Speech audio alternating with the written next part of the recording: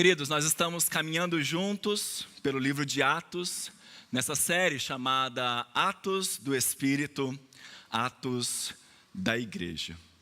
E é exatamente isso que nós temos visto, capítulo após capítulo do livro de Atos.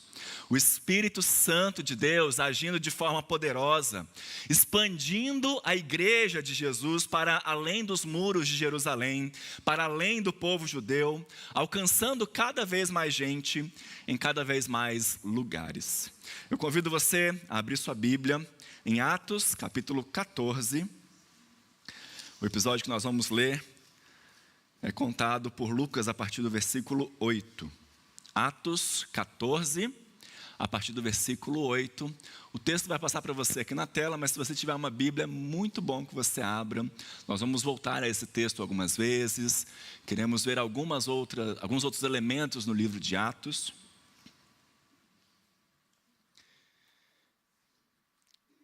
Vou ler então Atos 14, de 8 a 20. Que o Senhor nos abençoe na leitura e meditação da sua palavra. Amém?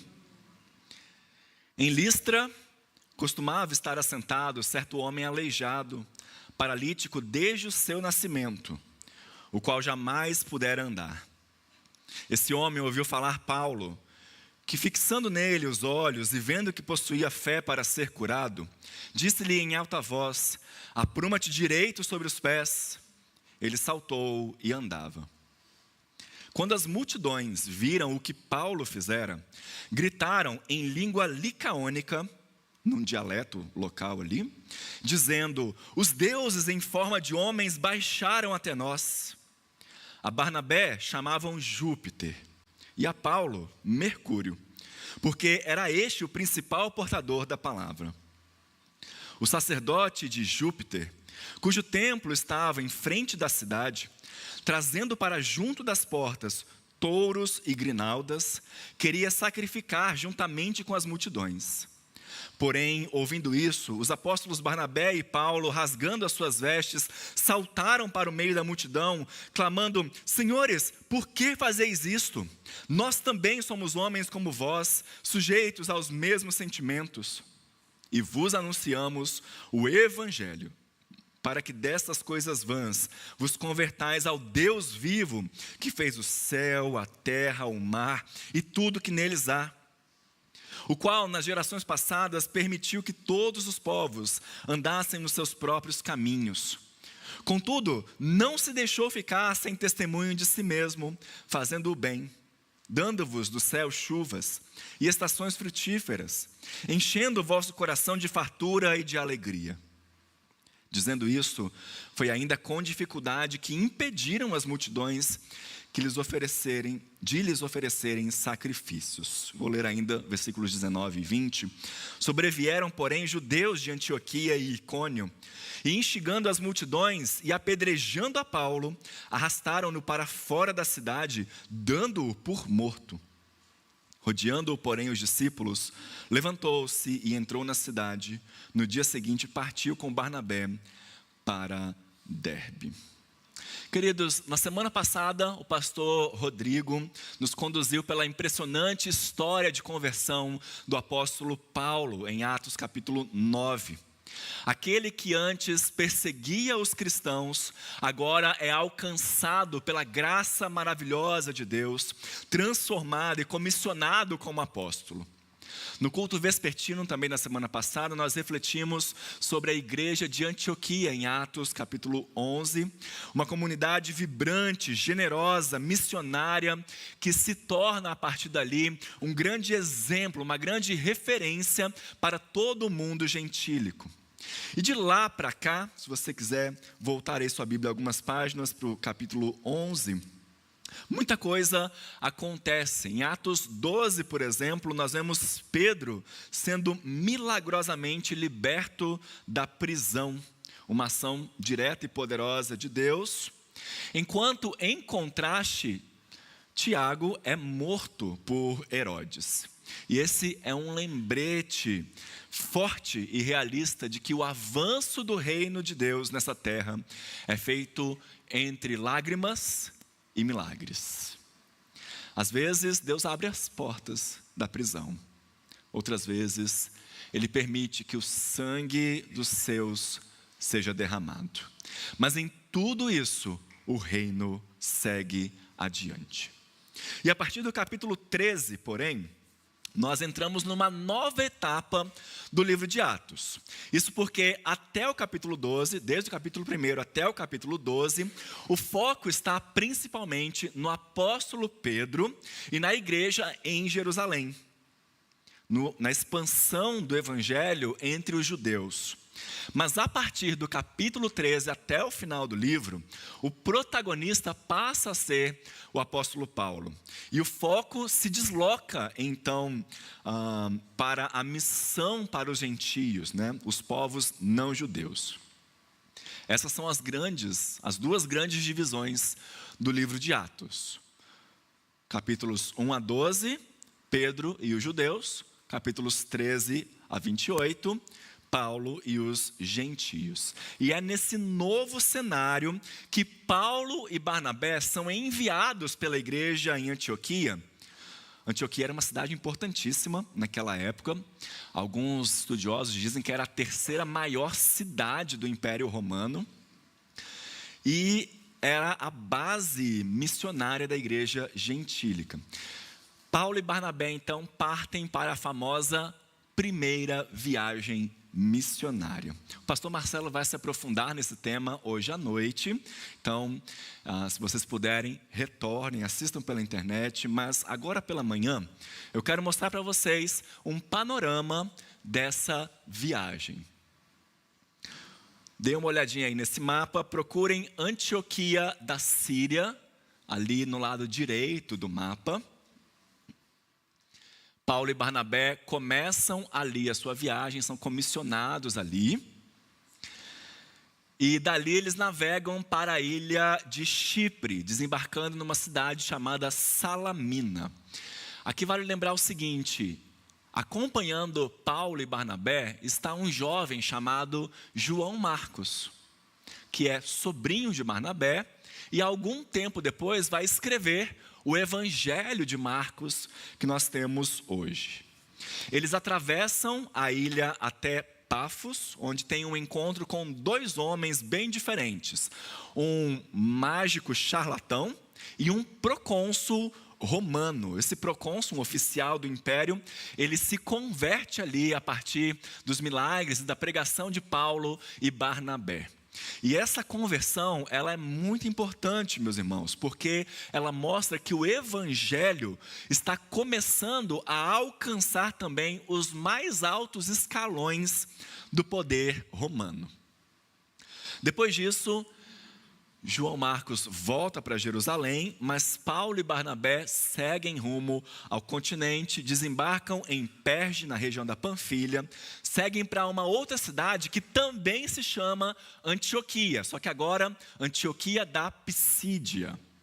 Ali eles pregam com bastante ousadia, mas enfrentam oposição feroz de alguns judeus, são muito perseguidos e partem para Icônio, depois para Listra, episódio que nós lemos hoje.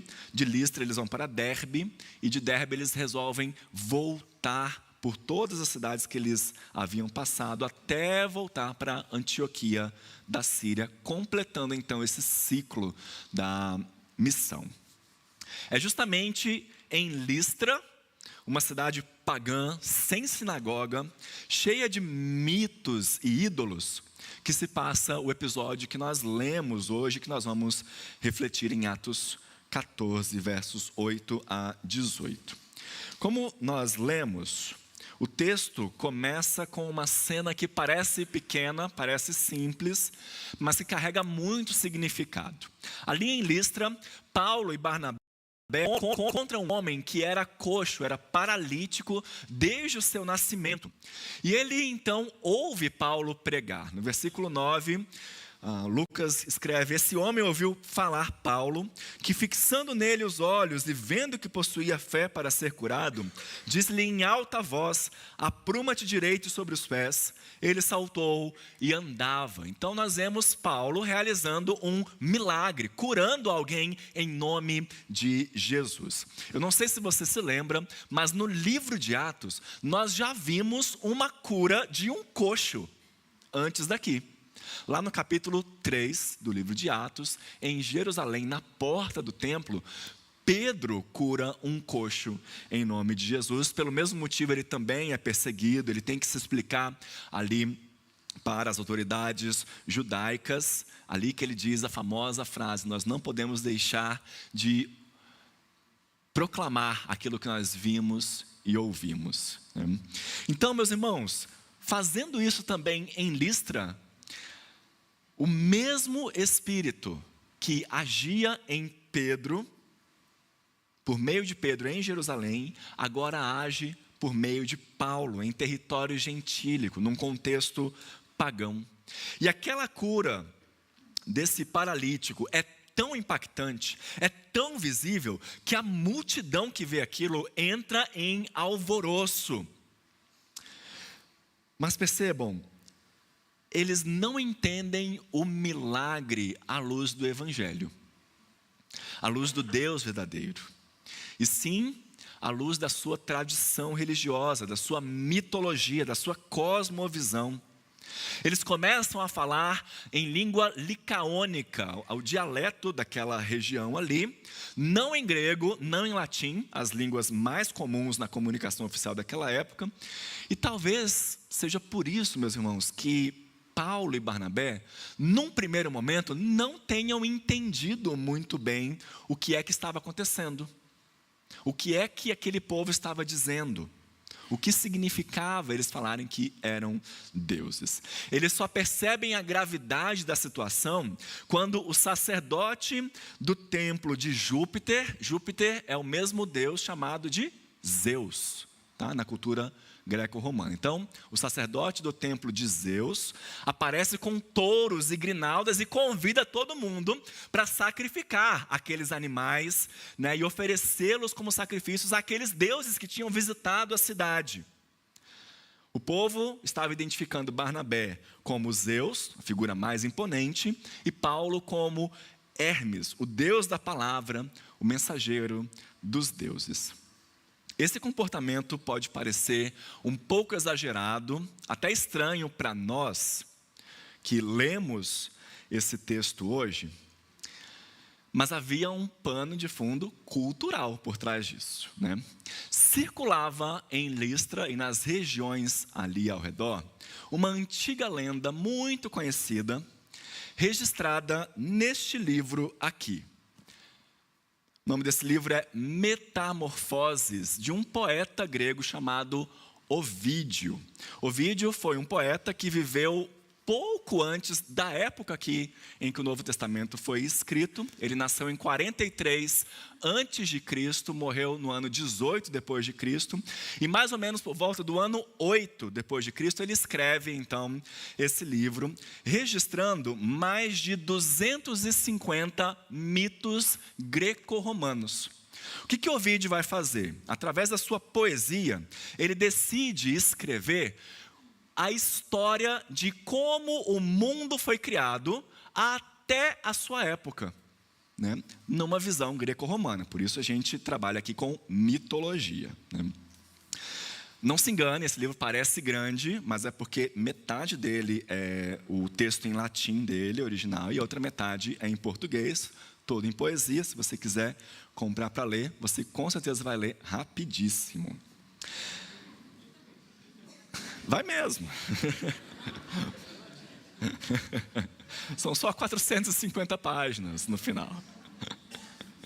Muito bem. Um desses 250 mitos que o Ovídio registra aqui, uma dessas histórias conta que Zeus e Hermes, também conhecidos como Júpiter e Mercúrio, teriam descido a terra até aquela região ali de Listra, disfarçados de homens comuns, visitando, os montes da Frígia em busca de hospitalidade, em busca de pessoas que pudessem acolhê-los.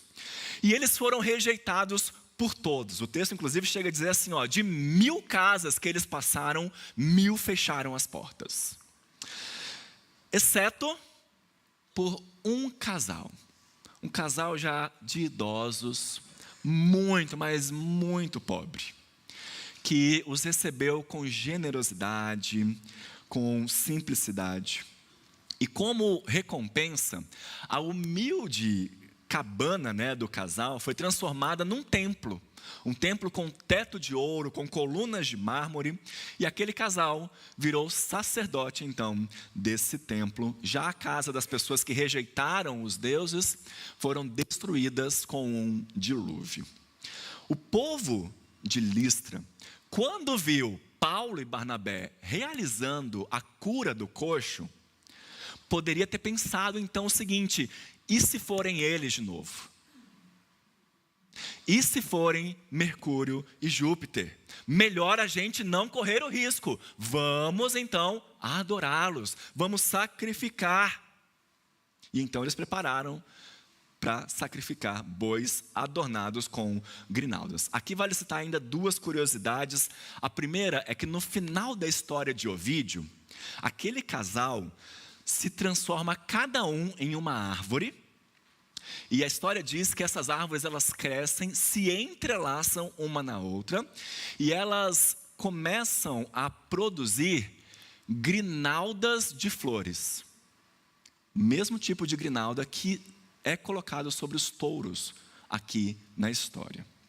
A segunda curiosidade é que num determinado momento da história, quando aquele casal percebe que os 2 homens são na verdade deuses, por causa de um milagre que eles realizam ali, eles decidem, vamos sacrificar. Nós não temos touro, nós não temos bois, mas nós temos um ganso de estimação aqui. Vamos sacrificar esse ganso para esses deuses. E aqueles deuses veem isso e acham absurdo, e então eles impedem o casal de sacrificar aquele ganso. Notem então mais uma semelhança. Paulo e Barnabé também impedem a multidão de sacrificar os animais aqui. Queridos, eu quis trazer um pouquinho dessa história de Ovídio aqui para a gente comentar o seguinte: essa cena em Listra, ela é construída com muitos elementos parecidos, com o mito greco-romano. Os viajantes que chegam de fora, a reação da multidão, o sacrifício prestes a ser feito, as grinaldas de flores, tudo isso vai ecoar aquela antiga lenda que o povo de Listra cria. Mas mais do que uma semelhança entre as histórias e como as coisas aconteceram, talvez uma das coisas mais impressionantes para nós notarmos aqui é como Lucas registra essa história. A maneira como ele escreve, como ele vai construindo a narrativa aqui, como ele insere elementos que dialogam com o imaginário cultural daquela época. Tudo isso mostra que Lucas era um escritor de primeira linha, era cuidadoso, era intencional. Ele foi muito fiel ao que ele pesquisou, ao que ele testemunhou, mas ele também era muito versado na literatura do seu tempo. E isso faz toda a diferença.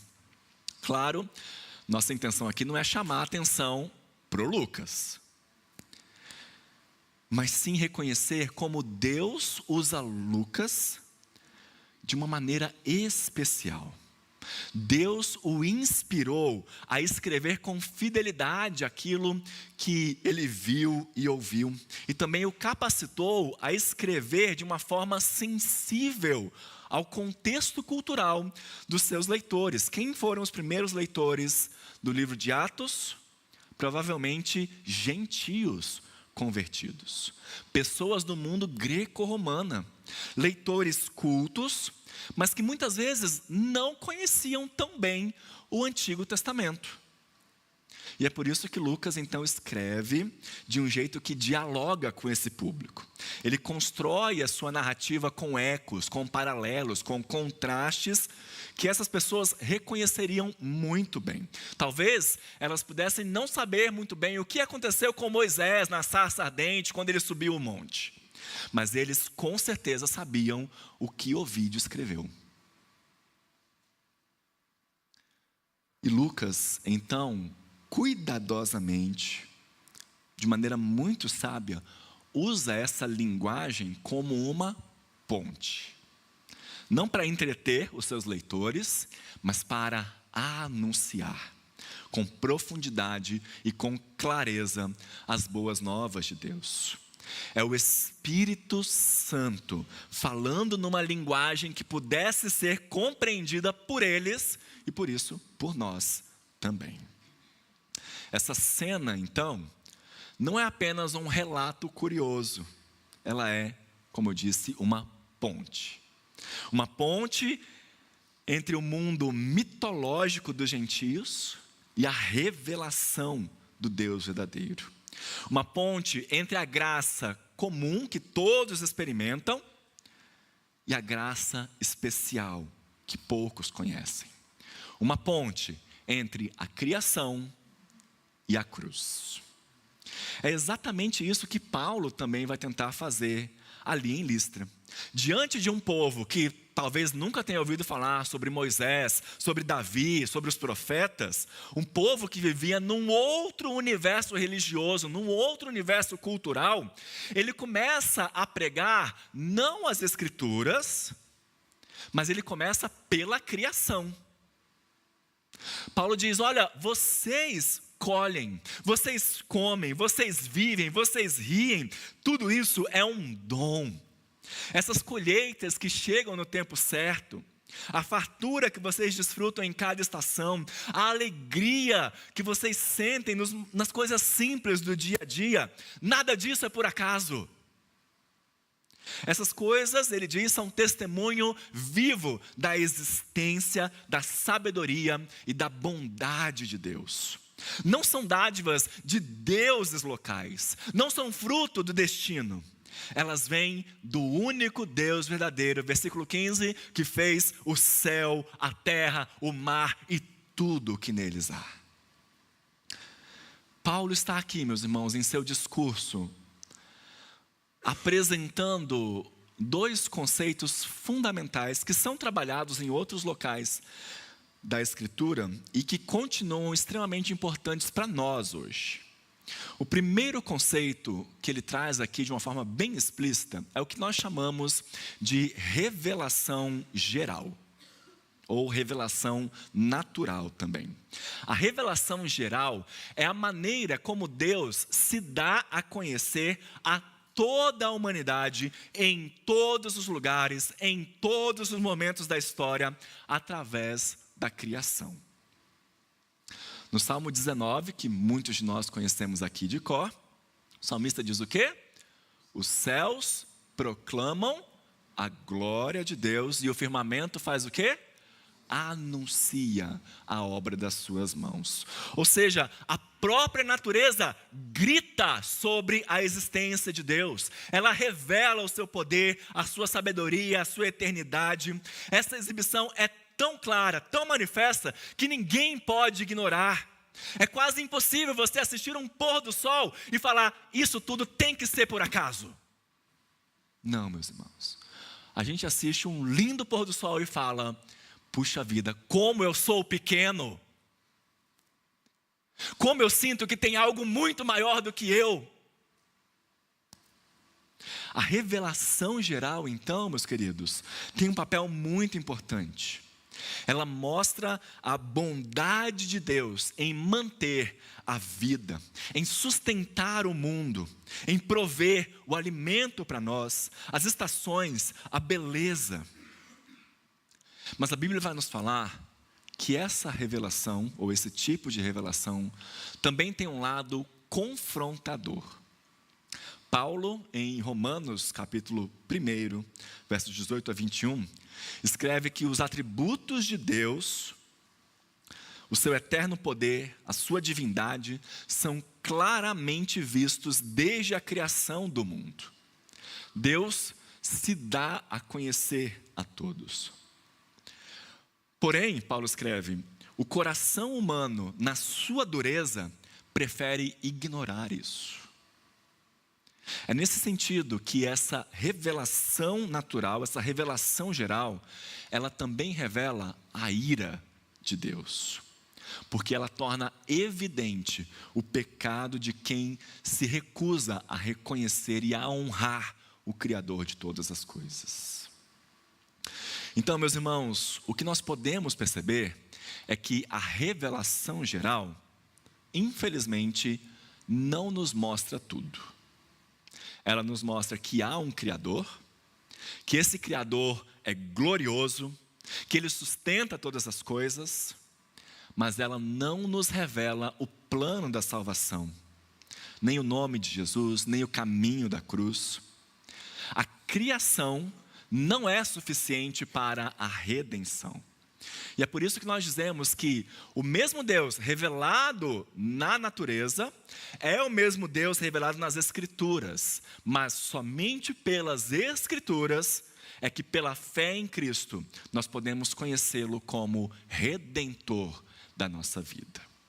É a palavra que nos ajuda a enxergar corretamente o que nós vemos. Paulo entendia isso, tanto é que ele pode ter começado trazendo essa ponte sobre a criação de todas as coisas, sobre a maneira como eles viviam e como isso foi criado e dado por Deus, mas ele diz aqui, o texto diz, que nós vos anunciamos o Evangelho, para que dessas coisas vãs vos convertais ao Deus vivo.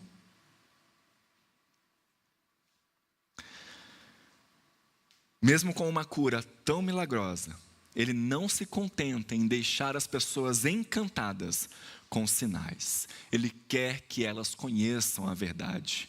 E é também por isso que os judeus daquela região, eles começam a se revoltar. Porque Paulo não apenas curava em nome de Jesus, mas ele também anunciava, ele proclamava que aquele Jesus é o Salvador de toda a humanidade. O segundo conceito que Paulo apresenta aqui, de uma forma um pouco mais sutil, mais implícita, relacionado também à revelação geral, é o que nós chamamos de graça comum. A graça comum é a benevolência de Deus sobre toda a humanidade, inclusive sobre aqueles que não creem, que não o conhecem, ou até mesmo aqueles que o rejeitam, que rejeitam o Evangelho. É essa graça que sustenta a criação, mesmo depois da queda. É essa graça que preserva a ordem, a cultura, a moralidade, a justiça, a beleza, tudo que ainda existe de bom nesse mundo. Ela é diferente da graça que a gente chama de graça especial, que é aquela graça que salva, que regenera, que santifica, que perdoa, que transforma. Mas essa graça comum prepara, de certa forma, o terreno para a graça especial. Ela cria um ambiente onde a graça especial pode ser trabalhada, pode ser pregada, onde a vida pode florescer, onde a bondade ainda pode ser experimentada.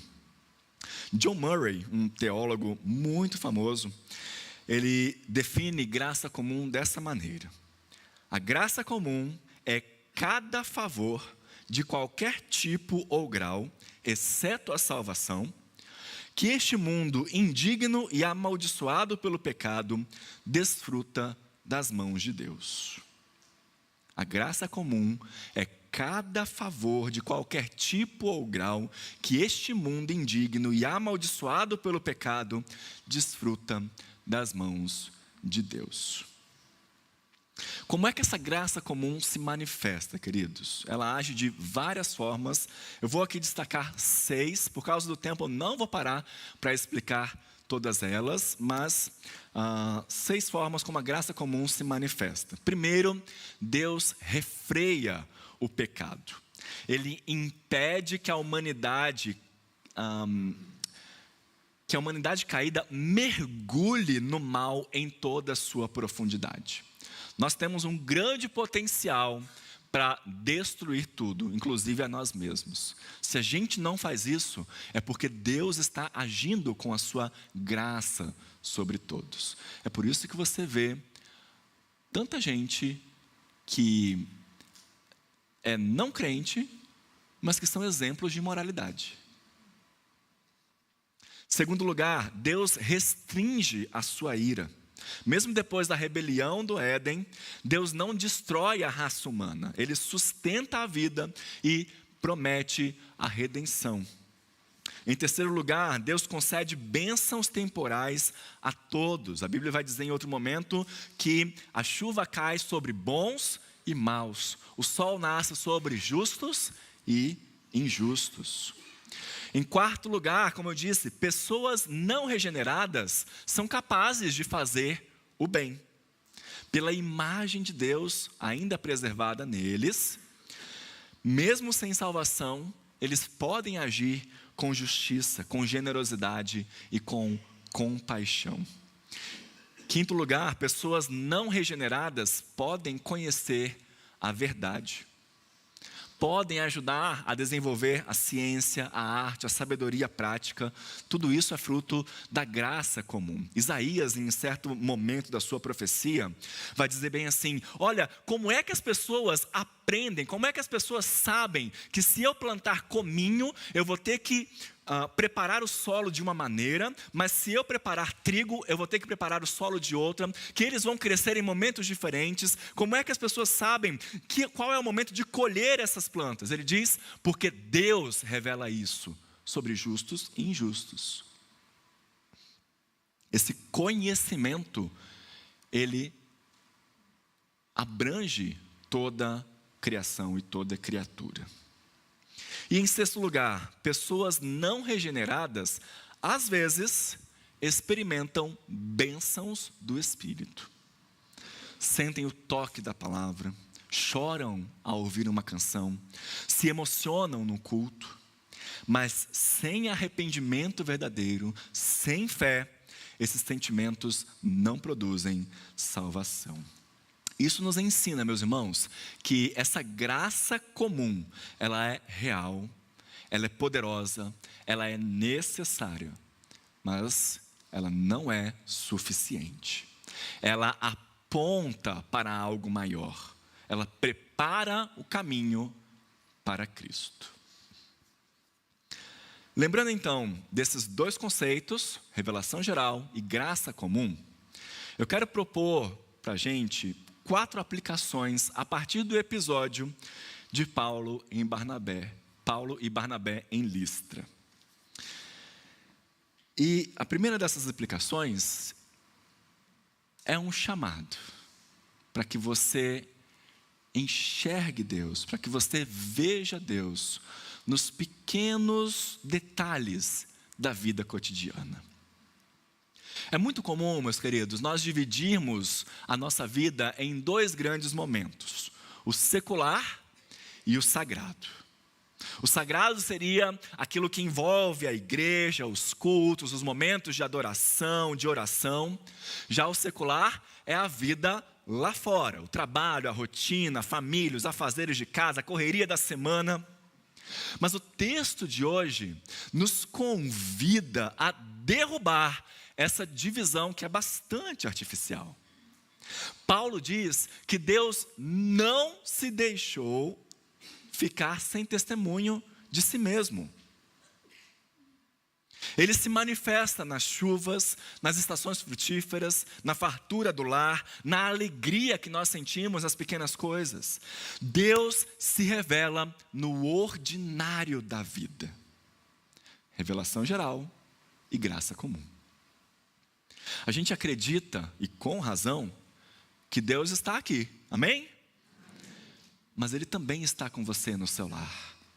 Ele também está com você no seu condomínio, no seu escritório, no seu trabalho, na sua escola, no hospital, no ônibus lotado, no trânsito travado. Deus está presente, mesmo onde não parece.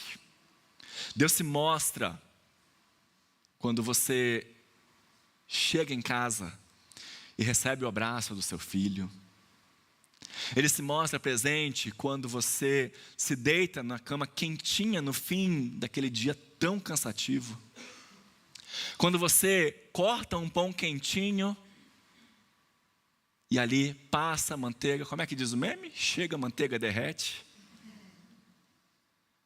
Quando você olha pela janela e vê o céu tingindo de cores no nascer ou no pôr do sol.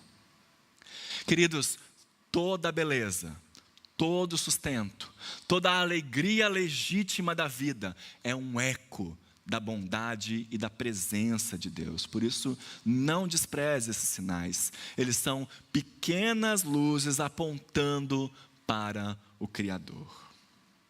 Em segundo lugar, a graça comum de Deus, mesmo sendo tão generosa, tão evidente, exige de nós uma resposta.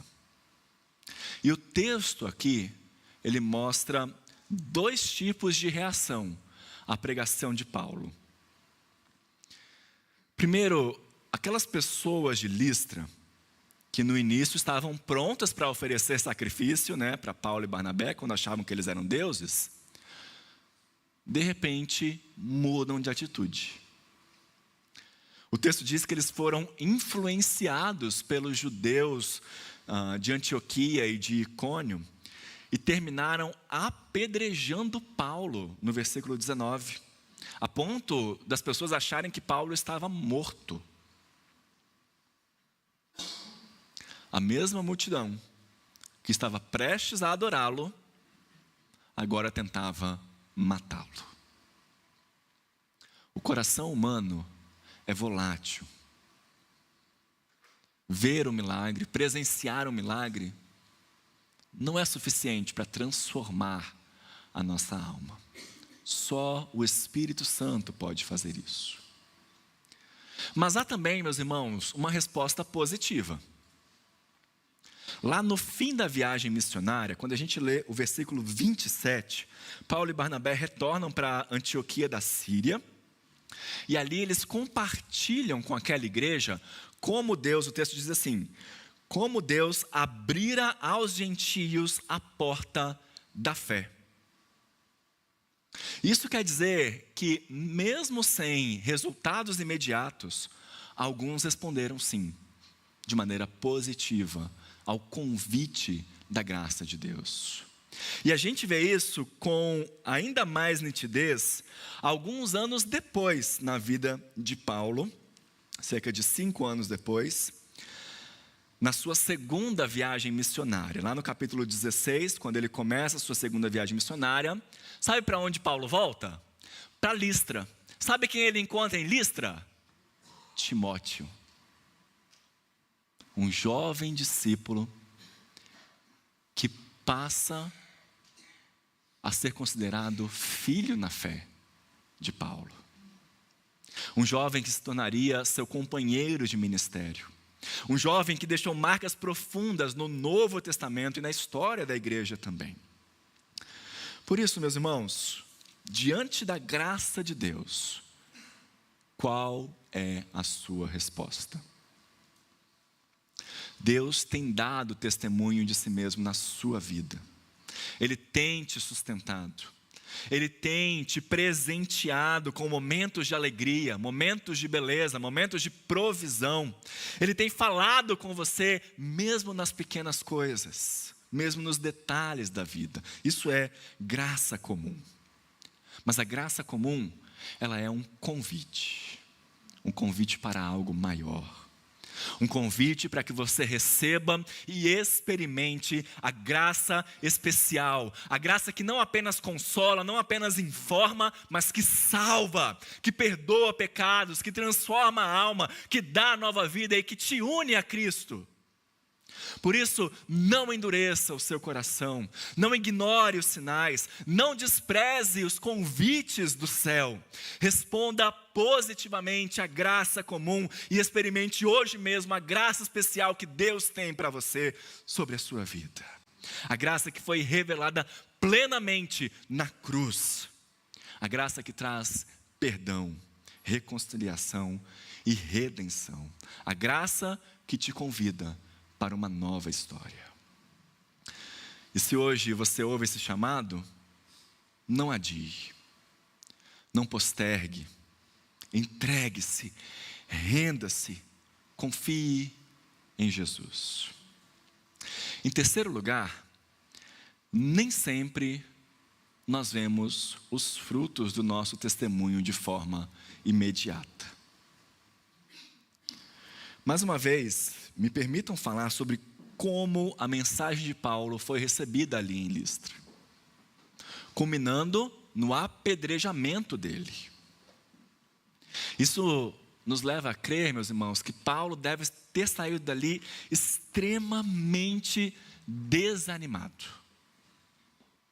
Deve ter saído dali pensando, olha, talvez eu não deveria ter ido para Listra. Humanamente falando, parecia um fracasso. Mas novamente, anos depois, ao retornar àquela cidade, ele encontra Timóteo, alguém que havia crido, alguém que estava amadurecendo na fé e que estava pronto para servir ao lado dele. Isso nos traz um grande encorajamento, queridos. Encorajamento para nós não desistirmos. Você tem testemunhado no seu trabalho? Você tem orado pela conversão do seu cônjuge?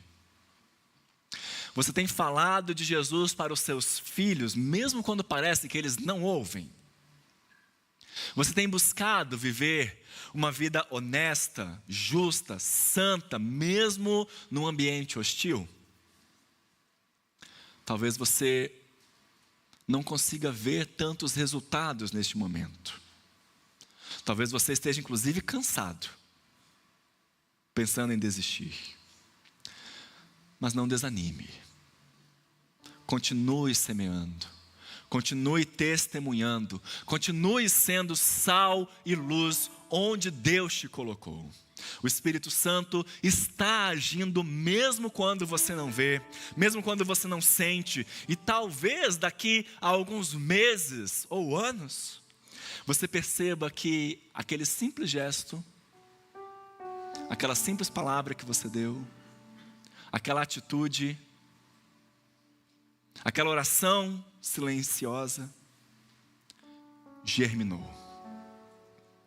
Deus nunca desperdiça uma semente lançada com fé. A palavra do Senhor nunca volta vazia para Ele. Por mais que ela pareça naquele momento para nós vazia. Enxergue a ação do Santo Espírito de Deus em meio às suas dificuldades, em meio ao seu testemunho firme. E por fim, meus irmãos, toda essa reflexão, ela também nos prepara para um momento especial. O momento da ceia do Senhor. Quando falamos sobre graça comum, nós percebemos que ela é aquele tipo de graça onde Deus dá o alimento para todos. Ele dá alegria, dá beleza, dá provisão do céu. Mas na ceia, Deus oferece o pão vivo que desceu do céu. Na graça comum, Deus sustenta a criação. Mas na ceia, Ele nos convida a lembrar da cruz, onde a nova criação começa. Na graça comum, Deus é bom para com todos. Mas aqui, ao vermos pão e cálice, Deus se dá a conhecer como Redentor. A ceia é um momento onde nós nos lembramos e experimentamos a graça especial. É o lugar onde nós reconhecemos que esse mesmo Deus, Criador, glorioso e bondoso, se fez carne, sofreu por nós, morreu por nós, ressuscitou e nos convida à comunhão com Ele. A mesa, meus irmãos, está posta.